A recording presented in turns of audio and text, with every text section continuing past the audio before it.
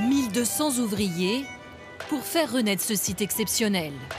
Après un chantier colossal de 3 ans, le Grand Palais va se transformer cet été en site olympique. Sous les 17 500 m² de verrières, les épreuves d'escrime et de taekwondo en plein centre de Paris, au pied des Champs-Élysées. Pour donner une idée quand même du Grand Palais, on fait rentrer le château de Versailles dedans. Le Grand Palais ouvrira ses portes pour l'escrime le 27 juillet. Le public va rentrer là.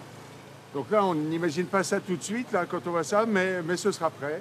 Le public va découvrir évidemment aussi tout ce qui fait un peu le charme de Paris.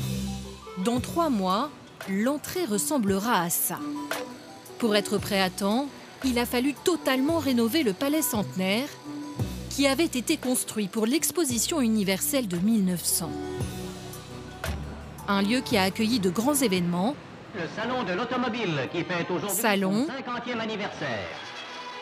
Concours hippiques ou encore plus récemment de grandes expositions ou des défilés de mode. Pour accueillir le public des Jeux Olympiques, un défi, refaire le sol, les balcons qui n'étaient plus aux normes, mais aussi les mosaïques. Un budget d'environ 500 millions d'euros pour des travaux qui dépassent le simple cadre des JO. Il faut imaginer que si nous n'avions pas fait les travaux, on ne pouvait plus rentrer dans le Grand Palais.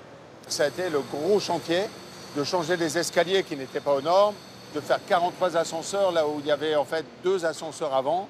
Certaines fenêtres font 17 mètres de haut, donc c'est quand même quelque chose qui est hors norme. Après ces travaux, place aux JO.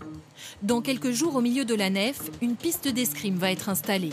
De chaque côté, 2 tribunes capables d'accueillir plus de 7000 personnes.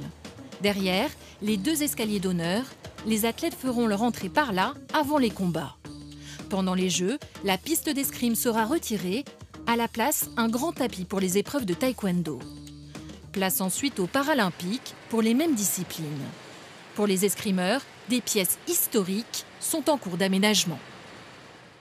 On est dans le salon d'honneur dans lequel Paris 2024 organisera les salles d'échauffement des athlètes avant qu'ils aillent combattre sur le terrain de jeu dans la nef.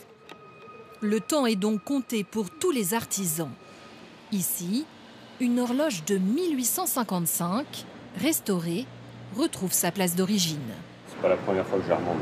On va remettre en fonctionnement le cadran qui va donner l'heure à tout l'espace du Grand Palais. C'est quelque chose d'important pour montrer la fin aussi des travaux dans l'édifice et le fait que ça soit prêt pour les Jeux Olympiques.